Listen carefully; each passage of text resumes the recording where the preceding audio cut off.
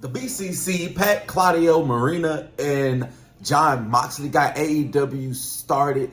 They were continuing this war that was declared on Bryan Danielson and Willa Yuta. That is how AEW got started. The 5th year anniversary of this show debuting. Thank you for tuning in. I am your host, Unknown Emperor, bringing you Unknown's review. And this week, it's for AEW Dynamite, or today, it's for this week's AEW Dynamite. You know what it is. It's one of these new up-and-coming wrestling review channels by yours truly. I do appreciate you for stopping by. We had a great show, and I appreciate y'all for stopping by the Empire to get my review of it. And we are going to hop into it. But if you like what you hear, don't forget to like, share, and subscribe to the channel. I do like interaction in the comments down below. But I appreciate y'all. We are going to hop into this action. Let's get it started. We got right into title action. And it was the international champion, Will Ospreay, defending his title against Ricochet. And this was everything that you thought it was. It was Will Ospreay, Ricochet. They were magical. If I could use a word, it was magical. The first part of this match was them recreating the beginning of their G1 Classic match. And I wouldn't have known that if I didn't go back the other day and went down their history. These two have amazing chemistry in the ring. And it showcased here, because after this, everything just started going and started flowing, and you could tell that these two really knew each other. As the action continues, back from break, these two were on the top rope fighting, and this is where we had that amazing spot to where there's a Hurricane Rana on Will Ospreay. Will Ospreay flips, he lands on his feet, then he stares at the person who flipped him, and they're just sitting there in awe about, I can't believe that you just landed on your feet. But Ricochet wasn't going to take that line down. He felt very disrespected. So he did the unthinkable, and he hit an Os Cutter. Yes, he did. He hit Will Ospreay's move on Will Ospreay. Will Ospreay was not going to take that line down, so he did go for a hidden blade. Ricochet reversed that, turned that into a backslide power slam, and he was able to start getting control of this match and start taking the momentum for himself. It was at this point in the match where we got fight forever chants, and if they were like me, I wanted these people to continue to fight because this match was just smooth like butter. We also got an amazing bit where Will Ospreay went for the hidden blade, but when Ricochet reversed it, it ended up with Will Ospreay holding Ricochet in the Styles Clash position, hitting that move with Ricochet kicking out at the 2. These two were magical, like I said earlier, to say the least. This back and forth that they were having was incredible, and Ricochet wanted to end it. He went for the axe kick, he went for the vertigo. It was reversed. Will Ospreay got hit with a reverse Hurricane Rana,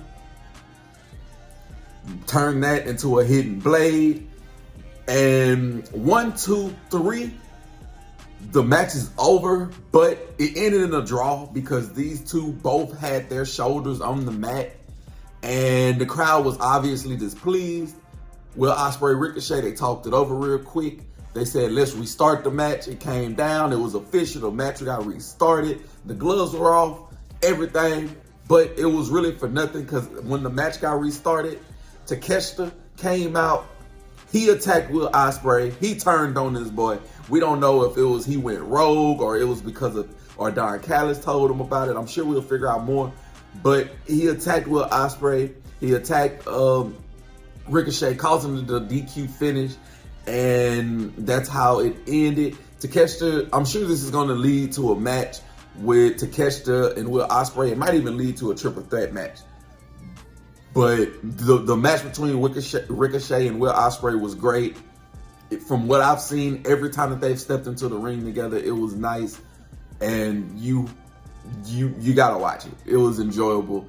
Sucks that it ended in the DQ, but yeah, you kind of put yourself in a lose-lose. You didn't want Ricochet to lose, but you didn't want Will Ospreay to lose his title. Will doesn't have a problem with losing, but you don't want him to keep losing. I enjoyed it.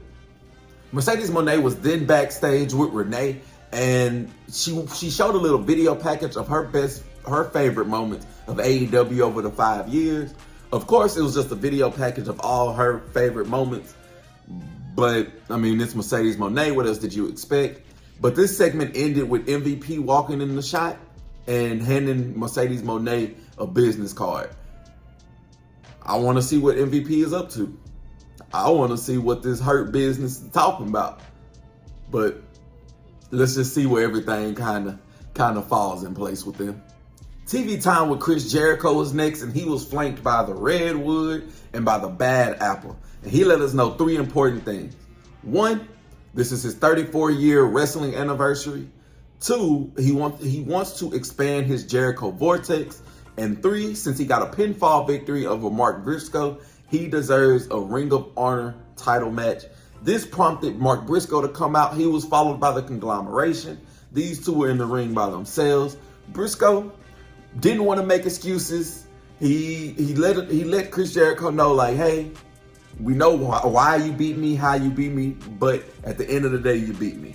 And with you being in this decade, with you being in this company or this corporation of wrestling for 40 years, me beating you is going to add another notch on my belt. So we can do it. And the word of the day is consequential. Man, when Chris Jericho said on the mic next, had my jaw on the floor, he said, what he said? He said, you can't beat me, but maybe Jay could have. Man, if you know anything about the Briscoe boys, you know Mark Briscoe's brother passed away tragically in a car accident. So with Chris Jericho saying this shit was below the line, below the bar, below the belt, whatever you want to call it. That was crazy. It had my jaw on the floor. And he says, you would never be as good as Jay was. Obviously, Mark Briscoe was upset. He hit him and told him, like, hey, I'm going to beat your ass. It was short, sweet, to the point. Keep my brother's name out your mouth. So we are going to get a Ring of Honor title match at Wrestle Dream between Chris Jericho and Mark Briscoe. Unfortunately, I believe that Mark Briscoe is going to lose that title here, but I could be wrong. I like Mark Briscoe. I'm okay with Chris Jericho. This is going to be a nice match, and I want to see how it's built. But Chris Jericho is awful for... I know Mark Briscoe had to sign off on it. I know. But that line was still awful. Like I said, it had my jaw on the floor. It was then the time of AEW where Hangman Page shows us that he's a psychopath. Because it was time for his match with Juice Robinson. But before the match, he attacked the Guns with a chair. Got them out of commission. Then, when Juice was coming to the ring, Hangman did not wait for him to get to the ring. He went out and he attacked and brutalized Juice Robinson. Juice started to get the upper hand, but he made one crucial mistake. He brought a belt out. He hit Hangman one good time, but Hangman got that belt and started to whip Juice Robinson. He set up a table in the crowd. These two began to fight through the crowd, attack each other, hit each other with the belt. And this led to them getting back inside the ring. The match became official. Most of this match was happening beforehand, because when they got into the ring, these two are more or less two peas in the pod as far as when it comes to their wrestling style, with Hangman being psychotic and Juice being crazy. So they were all over the place. It was still beautiful. It was still a nice showcase between these two within similar styles of each other. Chaos continued. Juice hit a superplex off the top rope. He went for a cannonball. He missed, but he was able to get the next one on the outside to the barricade. And Hangman wasn't going to take that lying down. He was able to pop up from a powerbomb, and he sent Juice flying into the turnbuckle whenever he reversed the crossbody. And these two was tussling, and they pulled the ref into it. The ref was distracted. Hangman hit a low blow on Juice, hit the buckshot lariat, 1, 2, 3. Hangman Adam Page wins, and he went to do a little bit more damage and hang Juice from the rope with his leather belt when we got a returning Jay White. Jay White ran Hangman out of the arena, or at least out of the ring to the crowd, but Jay looked at Juice, saw his guy was hurt, went after Hangman, put him through a table, and told Hangman that he is going to come for him, and I am all for it. Jay White is great. He has been injured. Hangman was the one that injured him. So he has been gone, and now he is back, and we get a program between Hangman Adam Page and the Switchblade Jay White. This is going to be gorgeous. This is going to be gorgeous. I'm ready for it. Jack Perry was then arriving to AEW an hour late, so maybe he needs to get fined. But as he was going to the ring, or I'm assuming he was going to the ring, he was interrupted by Shibata, where Shibata told him that he wants a match at Wrestle Dream. Jack Perry told him he'll think about it, but it's kind of like he did a whole pirouette. He turned around, and then like 5 seconds later, he attacked Shibata and told Shibata that he accepted. So I don't know what he thought about in between them 10 seconds, but he accepted the match. And then we had Britt Baker in her hometown of Pittsburgh taking on Serena Deeb. And these two are great wrestlers. They have been with AEW for a while. It was only right that they had a fight on the 5-year anniversary of it. And also Mariah May was on the outside, essentially scouting for future competitors. That's kind of the vibe that I got from that. But these two had an amazing TV match. It was Serena Deeb focusing on the knee of Britt Baker, and it was Britt Baker focusing on locking in the lockjaw. And that's how the match ended. It ended with Britt Baker locking in the lockjaw. I know I kind of brushed through that, but it wasn't anything that kind of stood out to me. This was just a great TV wrestling match. It was two women who knows that they can wrestle, and they were going out there. They gave it they all. It ended with Britt Baker hitting the lockjaw. She is undefeated in her hometown, and that streak continues. Serena Deeb tried to attack her after the match when she got saved by Queen Aminata, who ran off Serena Deeb, and that's kind of how this ended. Like I said, it was good. I appreciate it for what it was. I still hate that with all this time that AEW only found time for one women's match. You got to do better. You got to do better. And this wouldn't have been the woman match that I chose but hey, to each his own. It was all right. It was okay. It was okay. This other match was a quick one as well. It was Private Party taking on the Iron Savages, and this match was not 5 minutes. Private Party hit the gin and juice. 1, 2, 3. They won. After the match, Zay grabbed the mic and called out the Young Bucks. Young Bucks came out and said this ain't no 5-year review or anniversary without the creators of this.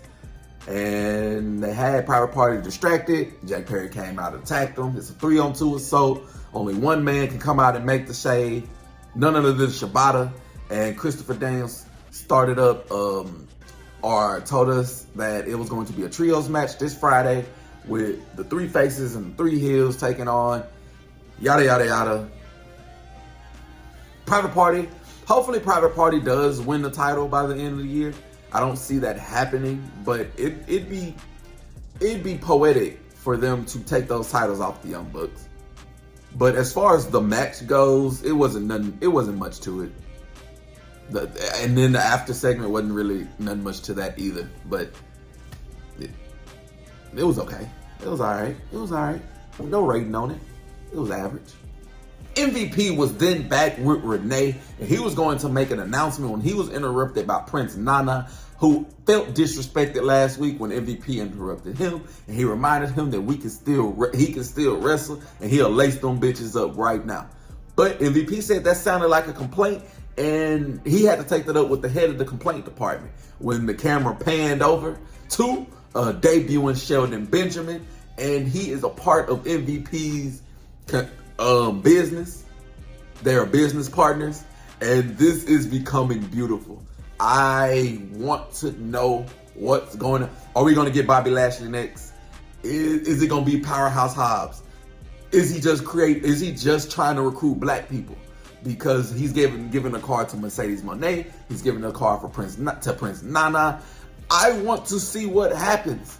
All these clicks, all these things, all these moving pieces. I'm so ready for it. MVP is going to bring something different and new to AEW, and I'm intrigued to see where it goes. Main event time. It is title for title, Continental title on the line versus the AEW title. Continental champion Kazuchika Okada. His title is on the line for the first 20 minutes of the match. Anything past 20 minutes, his title is not on the line.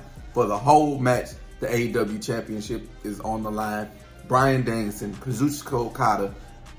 What else could you ask for a 5-year anniversary that needs to, at some point in life, these two are regarded as the best wrestlers in the world.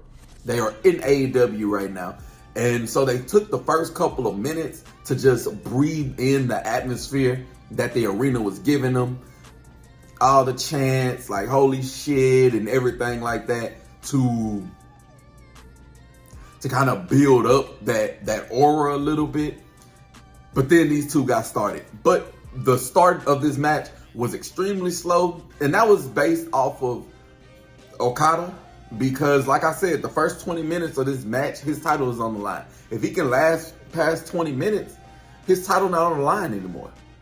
So these two started off slow. You know the pace was going to pick up because of who was involved. But with Okada being in control, he slowed down the pace a whole bunch, because the longer this match goes on, the better it favors him. This match is beautiful, and Okada is in control up until this point. Right here, he was raining down elbows. He was hitting DDTs. He got a near fall. He was tossing Bryan over the barricade into the crowd.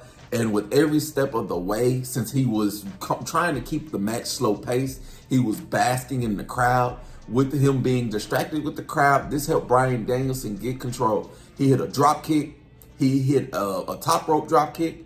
He hit a drop kick to the back of Okada's head. This set up those yes kicks. After he hit those yes kicks, he pinned Okada, but he was only able to get the 2 count. It was here, Okada, Bryan, having a slap fest in the middle of the ring. Slap me 3 times, I slap you 3 times. We are going to slap each other. Okada got tired of the slapping. Then he went for a drop kick. You slap me, I kick you. I kick you. Then he hit that drop kick. He hit that elbow, the flying elbow that broke Bryan Danielson's arm when they fought for the first time. He hit that elbow, and Bryan Danielson fought back. He locked in the label lock. While he had this lock in, we got the announcement that it's 19-minute mark. So it was only 60 seconds left in it. At around 45 seconds left, Okada broke up the submission by reaching the ropes. Bryan hit that psycho knee. After he hit the psycho knee, he went for the pin, but Okada was smart. He rolled out of the ring. So this eclipsed the 20-minute mark, and now the rest of this match is only for the AEW Championship. Back from the last commercial break, these two were just giving us some of the best wrestling tennis. You do a move, I reverse. I do a move, you reverse. And this was going back and forth until the whole momentum was stopped by a Rainmaker. It was here. We got a psycho knee from Okada. We got a Rainmaker from Bryan Danielson. So they were stealing each other's moves, trying to throw everything at each other to get the win. Okada grabbed Bryan's arm. He hit 1 Rainmaker. You saw Claudio come out. He hit 2 Rainmakers. He saw Pat come out. And he was going for the 3rd Rainmaker. And with the people coming out, they weren't able to get to the ring side, so they were in the crowd. They distracted Okada. So when he went for his 3rd trifecta of the Rainmakers, that got turned into a roll-up pin, a backslide pin from Bryan Danielson. 1, 2, 3, he retains his AEW title, and the end of a great match. one of the best match of the night. Them and then that Will Ospreay Ricochet that started. Okada was visibly upset. He hit a rainmaker on Bryan Danielson after the match, and he stormed off, but not without flipping off the BCC, who distracted him and cost him his match. Claudio and Pac, Marina made their way to the ring, held Bryan. Jon Moxley came in, let Bryan know, like, this isn't about me. If it was about me, I'd have knocked you off in the beginning, but this is bigger than me. This is bigger than you. This is bigger than us. And they were going to do a little bit more damage. Wheeler Yuta came out with a hammer, ran off the BCC. And then we got a tag team match for later on. We have Yuta and Bryan Danielson taking on Pac and Claudio. Crazy part is, I think Wheeler Yuta is going to Wheeler Yuta is going to. Why do I always have a tough time saying that? Is going to turn on Bryan Danielson next week because they're the trios title. They are trios champion. Pac, Claudio, Yuta, trios champion. He got tired of them calling him child. I'm intrigued to see where this goes because on the 12th there is going to be an AEW title match between Jon Moxley and Bryan Danielson, and I have no idea who's going to win. I have no way, shape, form, or fashion or idea who is going to win, and that is absolutely lovely. The match that Okada and Bryan Danielson put on was beautiful. It was a hit, no misses, and I'm ready to see I'm always ready to see where the next thing leads to. And with this specifically, Jon Moxley and the what steps he's going to take going forward, and MVP are my two favorite things, or my most intriguing things to see what's going to happen. But you let me know in the comments what you thought about this week AEW. You let me know what you want to see going forward. Don't forget to like, share, and subscribe. Until next time, enjoy all wrestling. Y'all have a blessed one.